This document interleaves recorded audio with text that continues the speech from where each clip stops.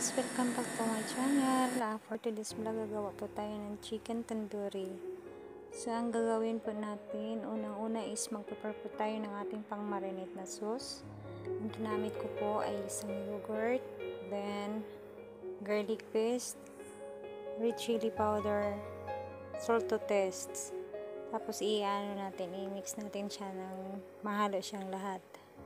Then, i-rub natin siya sa ating chicken.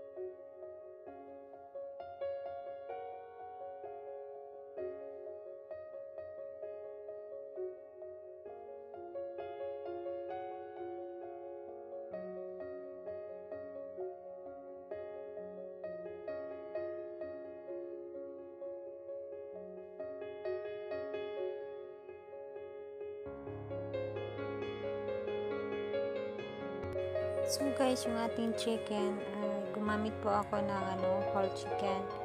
Tinanggalan ko lang ng balat, then hiwain natin siya ng tatlong sa gitna ng chicken.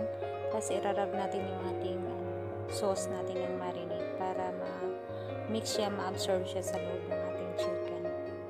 Binilib natin siya ng 30 minutes.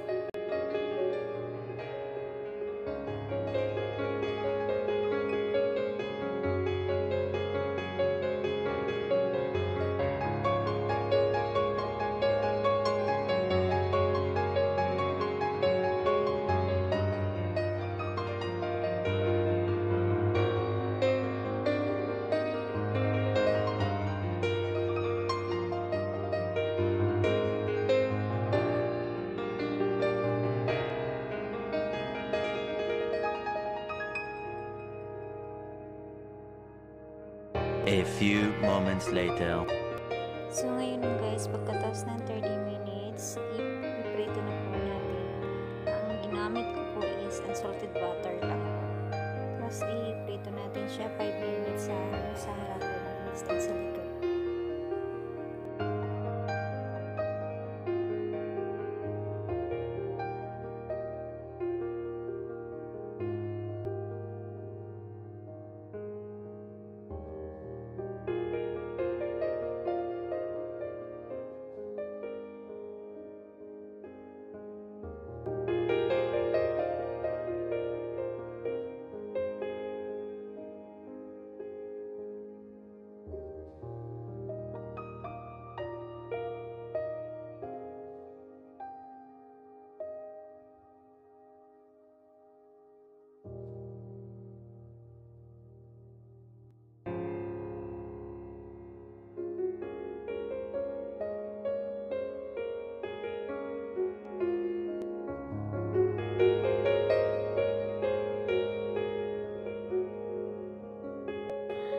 Ngayon guys, i-check natin yung ating chicken. Tingnan natin.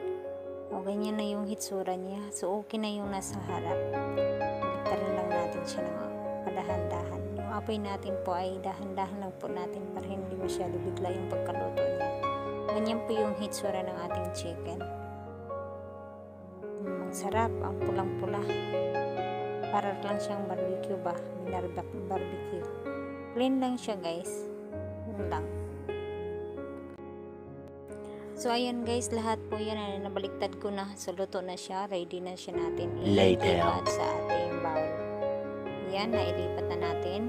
Ngayon guys, mag-prepare po tayo sa ating pa-smoke para ma-smell natin yung smoke na naglagay ako ng maliit na baso. Paapoy ako ng charcoal. Then ilagay natin yung charcoal natin sa baso. And then lagyan natin siya ng mantika. Kahit na anong klaseng mantika guys, basta umusok lang yung ating charcoal. So ayan, umusok na. Takpan po natin siya. Then hayaan natin yung usok ng 1 minute and a half. Kaya 1 minute lang. Pagkatapos niyan lang, tanggalin natin yung ating A baso. few moments later. Hayaan natin. Then, ready to serve na po siya. Ayan guys. Charang! Sarap-sarap. So, lagyan nyo lang ng decor kung gusto nyo. Ayan siya. Ready to serve with white rice na siya guys. Thank you for watching.